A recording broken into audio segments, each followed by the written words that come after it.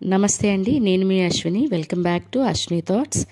సంకటహార Chaturthi August 12 మంగళవారం జరుపుకోవాలా, August 13 బుధవారం జరుపుకోవాలా? చంద్రోదయ సమయం ఏమిటి? ఆర్గ్యం ఏ సమయంలో ఇవ్వాలి? చంద్రుడు కనిపించకపోతే చేయవలసిన విధి ఏంటి? ఇలాంటివన్నీ కూడా ఈ వీడియోలో చూద్దామండి.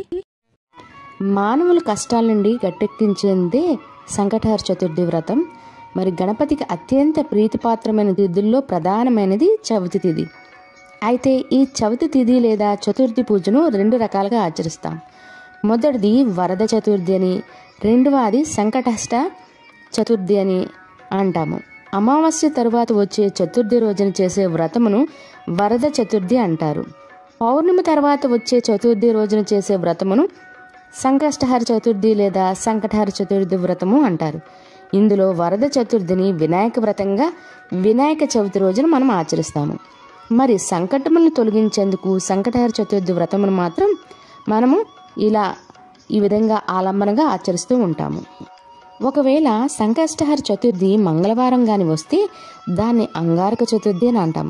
అలా కలిసి రావడం చాలా విశేషమైన పర్వదినం. ఇలా అంగారక చతుర్థి నాడు సంకటహార వ్రతం చేసుకుంటే కుజ దోషత సమస్యలు తొలగిపోవడంతో పాటుగా మనకి ఎటువంటి దోషాలు ఉన్నా అవన్నీ సంకటములన్నీ తొలగి సఫలత చేకూరుతుంది. మరి ఈ అంగారక చతుర్థి మొదటిసారి వ్రతం చేయాలనుకునేవారు ఈ అంగారక చతుర్థి రోజున వ్రతం ఆచరించినట్లయితే చాలా మంచిది అండి. 2025వ సంవత్సరంలో ఆగస్టు నెలలో సంకటహార చతుర్థి ఆగస్టు 12 మంగళవారం జరుపుకుంటామండి. ఈరోజు చవితి తిథి ఆగస్టు 12 మంగళవారం ఉదయం 10:11 నుండి ఆగస్టు 13 బుధవారం ఉదయం 8:16 వరకు చవితి తిథి అనేది ఉంటుందండి. మనం సంకటహార చవితి తిథి సూర్యోదయంతో కాకుండా చంద్రోదయంతో చవితి తిథి కలిసి ఉన్న రోజున మనం సంకటహార చతుర్థిగా జరుపుకుంటాము. కాబట్టి చంద్రోదయం అంటే మంగళవారము రాత్రి చంద్రోదయంతో కలిపి చవితి తిథి ఆగస్టు 12 మంగళవారం అయితే ఉందండి. బుధవారం ఉదయంకే మనకి చవితి తిథి పోతుంది, నైట్ ఉండట్లేదు. కాబట్టి ఆగస్టు 12 మంగళవారం సంకటహార చతుర్థి జరుపుకుంటాము. అందులో మనకి ఈసారి శ్రావణ మాసంలో అందులో అంగారక చతుర్థి అండి. మంగళవారంతో కూడి ఉన్న చవితిని అంగారక చతుర్థి అంటాము. మంగళవారంతో కూడి మనకి శ్రావణ మాసంలో వచ్చింది కాబట్టి మొదటిసారి సంకటహార చతుర్థి పూజ చేద్దాం అనుకునే వాళ్ళు ఈ నెలలో మొదలు పెట్టుకుంటే చాలా అద్భుతమైన రోజు అని చెప్పవచ్చండి.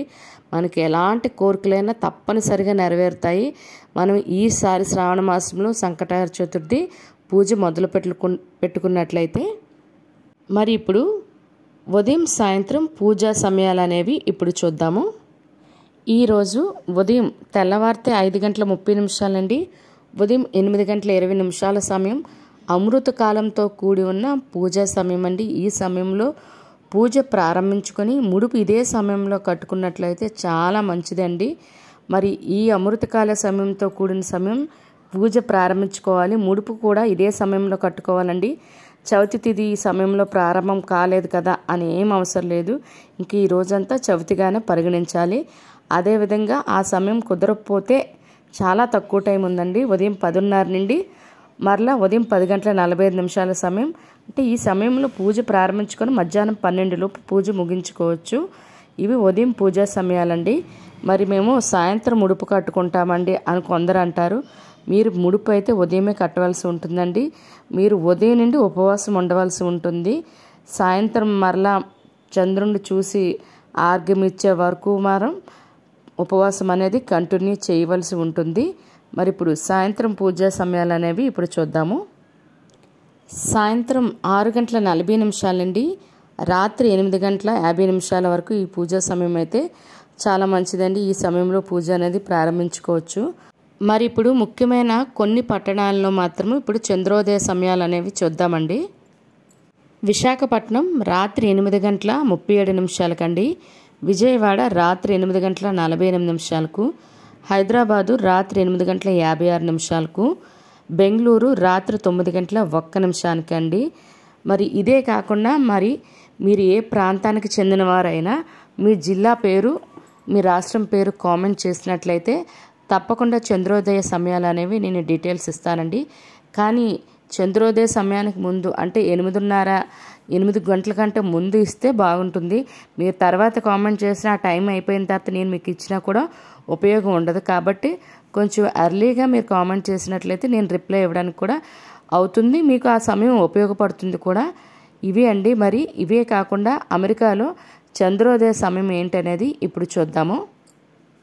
అమెరికాలో అయితే ఆగస్టు 11 సోమవారము సంకటహర చతుర్థి అండి. ఈరోజు అక్కడ చంద్రోదయ సమయం రాత్రి 9:40 ఈ సమయంలోనే ఆర్గ్యం అనేది ఇచ్చుకోవాలి. ఆర్గ్యం ఇచ్చే సమయం కూడా ఇదే. అంటే ఈ సమయంలో మనము చంద్రుడికి ఆర్గ్యం ఇచ్చుకోవాల్సి ఉంటుంది. మరి ఆగస్ట్ నెలలో నామం పేరు హేరంబ మహాగణపతి నామంతో స్వామివారిని గరికతో అయినా కుంకుమతో అయినా పూజ చేయవలసి ఉంటుందండి. ఈ నెల పీఠం పేరు గణపతి పీఠం అండి.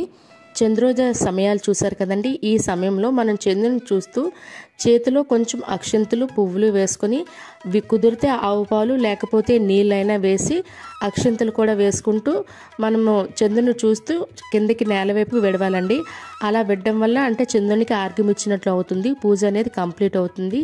లేదు మా ప్రాంతంలో మేఘాల వల్ల కానీ మరి ఏ పరిస్థితుల వల్ల కానీ చంద్రుడు కనిపించలేదు అనుకుంటే ఒక రాగి కాయిన్ లేదంటే వెండి కాయిన్ లేదు అంటే ₹1 కానీ 5 రూపీస్ కాయిన్ అయినా తీసుకుని దాని మీద గంధం రాసి బొట్టు పెట్టి చంద్రుడి కింద ఆవాహనం చేసుకోవాలండి. అంటే దాన్నే చంద్రుడి కింద భావించి దాని మీద ఇందాకలు చెప్పిన విధంగా అక్షింతలు పువ్వులు పాలు లేదా నీళ్లు వేసి విడవలసి ఉంటుంది. దానివల్ల మనకు పూజ అనేది కంప్లీట్ అవుతుంది. ఈ పూజ కంప్లీట్ అయిన తర్వాత దేవుడి దగ్గర పెట్టిన ఉండ్రాలను మనం ఫ్రూట్స్ కానీ ఇంకేవి పెడితే అవన్నీ మనం నైవేద్యంగా తినవచ్చండి. తరువాత కొంతమంది తమ ప్రాంతంలో మేము పూజ అయిన తర్వాత భోజనం కూడా చేస్తామన్నారు. మీకు మొదటి నుండి వచ్చిన ఆచారాన్ని మరియు మీరు పెద్దలు మీకు మొదటి నుండి చెప్పిన ఆచారాన్ని అయితే పాటించండి. మరికొంతమంది నెలసరి అయినట్లయితే ఎలా అండి, పూజ ప్రారంభించిన తర్వాత ఉదయాన్ని కానీ లేదా మధ్యాహ్నం కానీ అయినట్లయితే ఆ రోజును లెక్క పెట్టాలా అనేసి. లేదండి, చంద్రోదయ సమయంలో ఆర్గ్యం ఇచ్చే వరకు ఆ రోజు ఆటంకం కలిగినట్లయితే దాన్ని పరిగణించకూడదండి. ఆ రోజుని ఆ నెలని కూడా మరలా ఆ నెలని స్కిప్ చేసి తర్వాత నెలని కౌంట్ చేసుకుంటూ వెళ్ళవలసి ఉంటుంది. మధ్యలో ఆ రోజు మాత్రం ఆటంకం అనేది రాకూడదు. వచ్చినట్లయితే దాన్ని కౌంట్ కింద తీసుకోకూడదు అన్నమాట. ఇదే కాకుండా ఈ వీడియో మీద మీకు ఎటువంటి డౌట్స్ ఉన్నా కింద కామెంట్ బాక్స్లో కామెంట్ చేయండి. ప్రతి నెల సంకటహర చతుర్థికి చంద్రోదయ సమయాలు అనేవి తప్పకుండా ఇస్తానండి. మీరు చంద్రోదయ సమయాలు కామెంట్ చేసినట్లయితే నేను ముందుగానే ఇస్తాను. కాబట్టి సబ్స్క్రైబ్ చేసుకున్నట్లయితే ప్రతి నా వీడియో మీకు నోటిఫికేషన్ అనేది వస్తుంది.